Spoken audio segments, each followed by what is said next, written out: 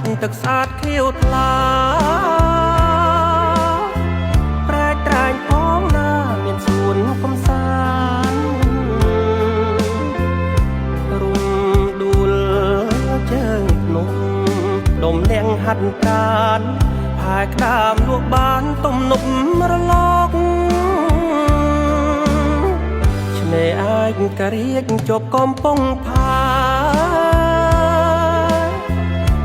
7ជាន់ដែរហួសដល់កំពេញអាចឆ្នេរសុខខារលកប្រដេញចិត្តលែងតមនិញកយគុណមិនឆ្អាច់ឆ្នេរអូឈើទៀលឆ្នេរវាលវែងធំអូត្រេញជួបជុំភ្ញៀវមកតាមខេត្តឈើចាំស្នាពុះឡើងប្រដែត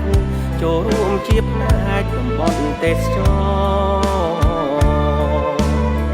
ឆ្នេររៀមស្រស់ឆើតរៀងវែងអនឡាយប្រែកចាំងឆាតឆាយដួងខែរណោចរាជបុត្រហើយថ្មីឈ្មោះចាំងកោះស្មូចក្រឡេកមើលតូចនៅឆ្នេរកោះខ្យ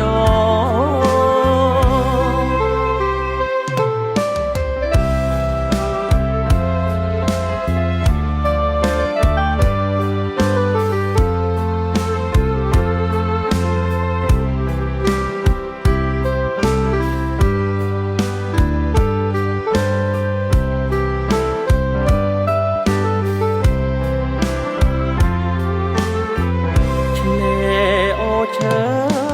ទៀលឆ្នេរវាលវែងធំអូត្រេញជួបជុំភ្ញៀវមកតាមខេត្តដើមឈើចាំស្នាពុះឡើងប្រដែតចូលរួមជាផ្នែកតំបន់ទេសចរឆ្នេររៀមស្រស់ឆើតរៀងវែងអនឡាយចាំងឆាតឆាយដួងខែរណោចរាជបុត្រហើយថ្មីឈ្មោះចាំងកោះស្មូច